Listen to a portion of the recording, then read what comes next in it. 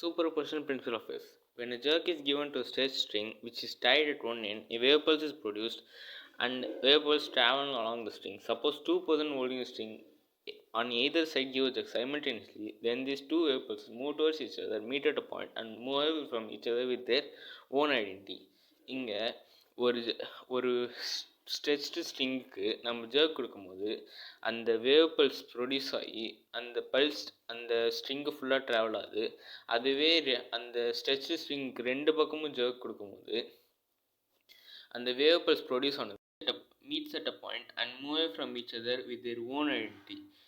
This depends on the shape of the waves. When the wave pulses have same shape at the crossing, the total displacement is the algebraic sum of their individual displacements, and hence its net amplitude is higher than the amplitudes of individual pulses. Whereas if the two pulses have same amplitude but shapes are 180 degree out of phase at the crossing point, the net amplitude vanishes at the point and the pulses will acquire their identity after crossing.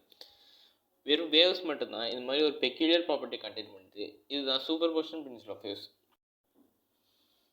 இது இந்த waves overlap ஆகும்போது அதோட net பிஹேவியரை explain பண்ணுது. Generalizing to any number of waves, if two or more waves in medium move simultaneously when they overlap, their total displacement the vector sum of their individual displacements. We know that the waves satisfy the wave equation, which is a linear second order homogeneous partial differential equation in both space coordinates and time. Hence their linear combination will also satisfy the same differential equation. இதை மேத்தமெட்டிக்கலாக understand பண்ண நம்ம ரெண்டு ஃபங்க்ஷனை consider பண்ணுறோம். y1 is equal to a1 sin kx minus omega t and y2 is equal to a2 cos kx minus omega t.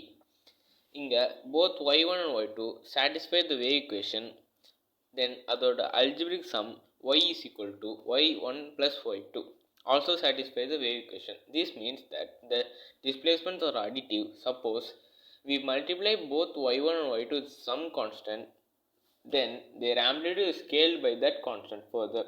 If c1 and c2 are used to multiply the displacement y1 and y2 respectively, then the net displacement y is equal to c1 y1 plus c2 y2.